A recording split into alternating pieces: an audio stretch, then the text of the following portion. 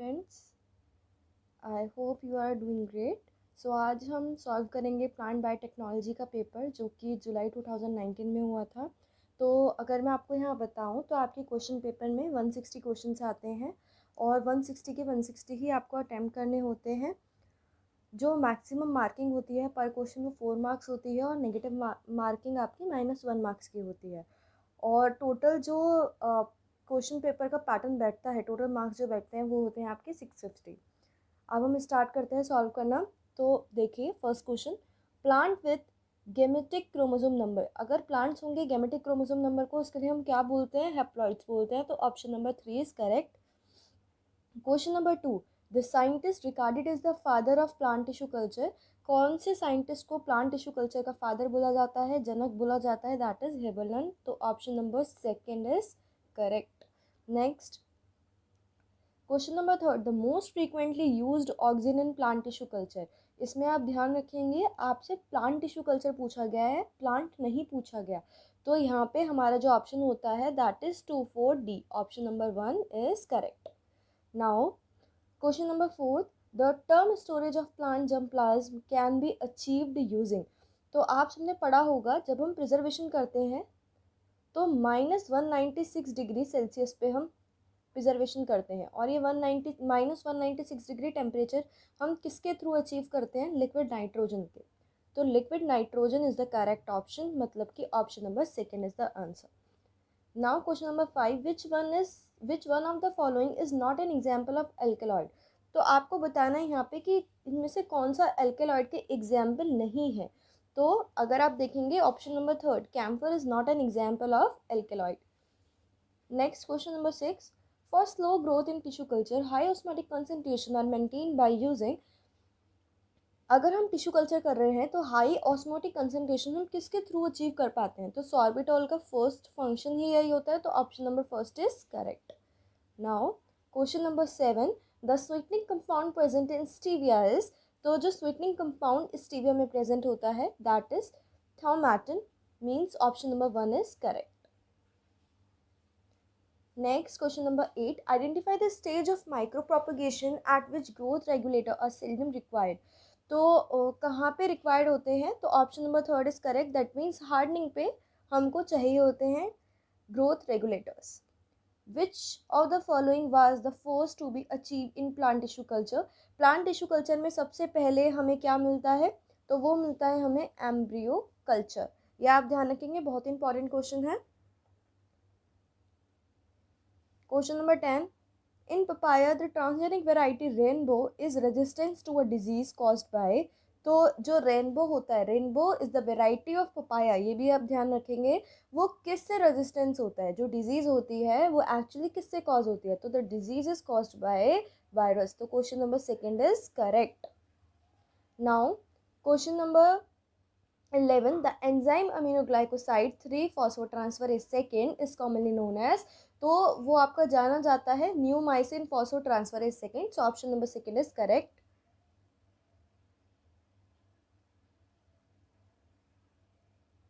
Question number 12, which of the following transgenic was the first to be cultivated commercially.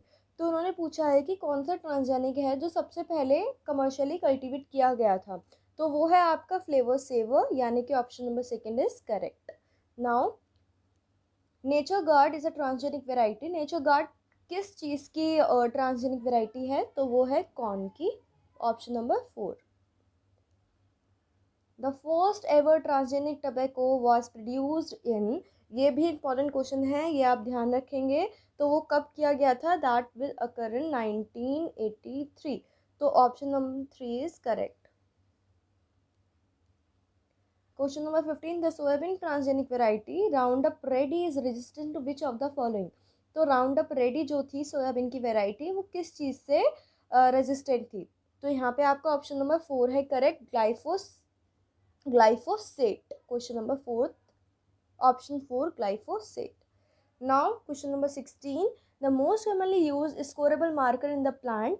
तो scorable marker जो हम plant में use करते हैं वो करते हैं बीटा ग्लूकोयूरिनिडेज, यानी कि option number 2। Question number 17, the barnase gene was first use for producing male sterility 1990 by. तो ये आपको बर्नेस जीन का कॉन्सेप्ट पूरा ढंग से पता होना चाहिए, किस लिए बनाया गया था फॉर मेल स्टेरिलिटी, और 1990 में बनाया था। किसने बनाया था? Option number 3 is correct. Mariani and coworkers ने इसको बनाया था, प्रोड्यूस किया था। Next question number 18, an example of seed specific hormone. Seed specific hormone का आपसे एग्जाम्पल पूछा है एंड इसका आंसर है vicilin. Option number second is correct.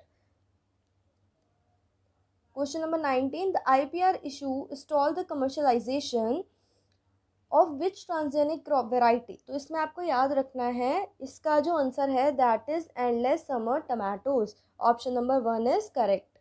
Now question number 20, identify the organism that Hershey and Chase to prove the DNA is the genetic material. तो यहाँ पे देखिए कितना थोड़ा डीप से क्वेश्चन पूछा गया है, तो आपको पता होना चाहिए उन्होंने एक्चुअली यूज़ करा था T2 फेज एंड इकोलाई। तो option number 1 is correct. Question number 21, the plasmid PBr322 was first developed by. तो ये क्वेश्चन बहुत ईजी है, अगर आपको इसको पता हो कि प्लाज्मिड का नाम कैसे देते हैं। तो यहाँ पे है PBr, और PBr में ही इसके साइंटिस्ट के नाम छुपे हुए हैं, बी से बॉलिवर एंड रोड्रिग्यूस आर। तो option number 1 is correct. Question number 22, the sequence GAATTC is recognised and restricted by which of the following enzyme. तो जब आप इस का सीक्वेंस देखेंगे, बहुत ही कॉमन सीक्वेंस है क्योंकि हम इको R1 पढ़ते आ रहे हैं और ये सीक्वेंस एक्चुअली में इको R1 का ही है। तो ऑप्शन नंबर 1 इज करेक्ट, लेकिन मैं आपको सजेस्ट करूंगी कि इन सभी एंजाइम के एक बार रिस्ट्रिक्शन साइट आप पढ़ करके जाएं। Question number 23, the length of lambda genome is. Lambda genome की लेंथ पूछी है, तो वो होती है 49 kilobase pair. The vector that could be used in 2 different host. कौन सा वेक्टर 2 डिफरेंट होस्ट में यूज़ किया जा सकता है? तो ये तो डेफिनेशन अगर आप देखेंगे तो शटल वेक्टर की डेफिनेशन यही बताती है आपको। Option number 3 is correct. Now question number 25, most of type second restriction endonuclease recognise and restrict the site with.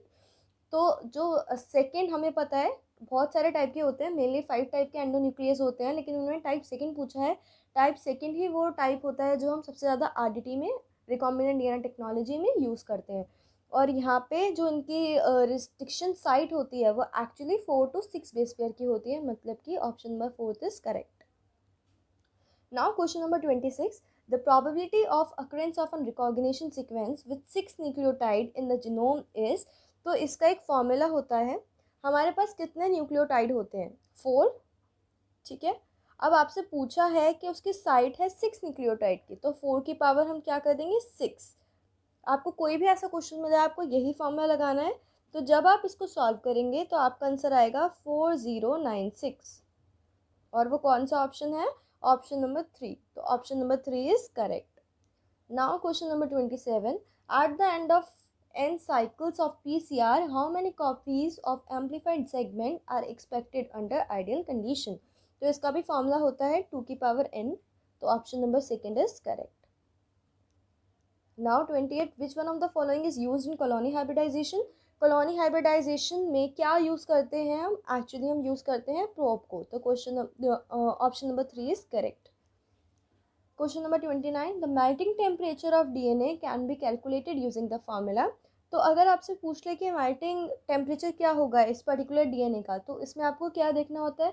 GC80 content कितना है और उसको फॉर्मूले में अप्लाई करना होता है। तो उसका फॉर्मूला क्या होता है? ऑप्शन नंबर सेकंड में जो फॉर्मूला दिया हुआ है that is 4 bracket G+C+2 bracket A+T। तो ये आप ध्यान रखेंगे, ये ऐसे जनरल भी पूछ लिया गया है, लेकिन कभी कभी आपको इस पे बेस न्यूमेरिकल भी मिल सकते हैं। तो option number second is correct.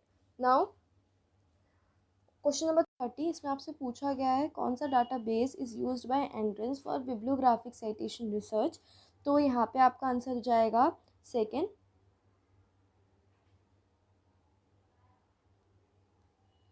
Now question number 31, which was the first prokaryotic genome to be sequenced. तो कौन सा सीक्वेंस किया गया था? वो करा गया था हीमोफीलियस इन्फ्लुएंजाe। तो आपका ऑप्शन नंबर 3 इज करेक्ट।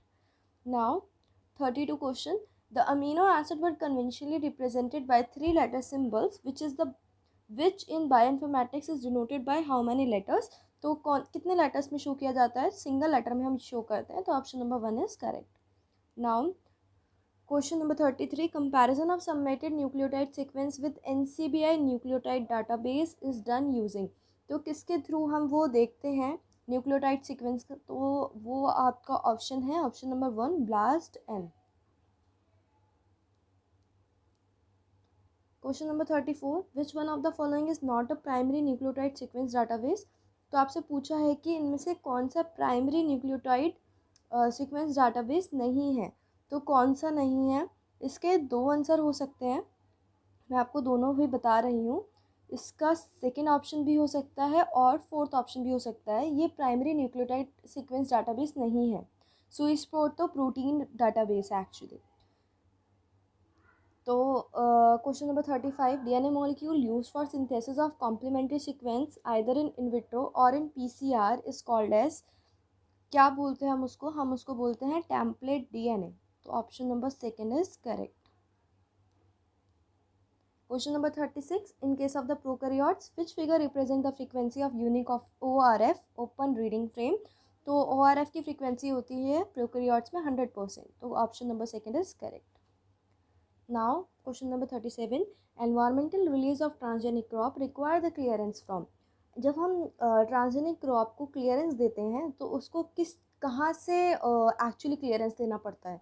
तो option number 1 is correct, ministry of environment forest and climate change. Question number 38, gene bank is a part of. Gene bank आपको हमेशा ध्यान रखना है, it is a part of NCBI। तो option number 4 is correct. Question number 39, the differential distribution of substance in the egg and most typically result in. जो differential distribution होती है substance की एग में, वो किस चीज़ में रिजल्ट करती है। तो वो रिजल्ट करती है option number 4, difference in gene expression which may establish a pattern in the embryo as the cell divide. Next and last question of this series is question number 40. BT cotton is a transgenic plant having a bacterial gene coding for। तो यहाँ पे आपको याद रखना है BT cotton के बारे में, एक तो ढंग से पढ़ लेना, सारे ही पेपर में पूछा जा रहा है ऑलमोस्ट। और बीटी कॉटन जो इस क्वेश्चन में पूछा गया है उसका आंसर होगा option number 1, that is larvicidal crystals. ठीक है, बैक्टीरियल जीन का कोड करता है लार्वासीटल क्रिस्टल्स के लिए। सो यहाँ पे हम अपनी सीरीज़ स्टॉप करते हैं, आगे के पार्ट आपको जल्दी ही मिलेंगे। चैनल को लाइक करिए, सब्सक्राइब करिए एंड शेयर करना भी ना भूलें। Thank you so much.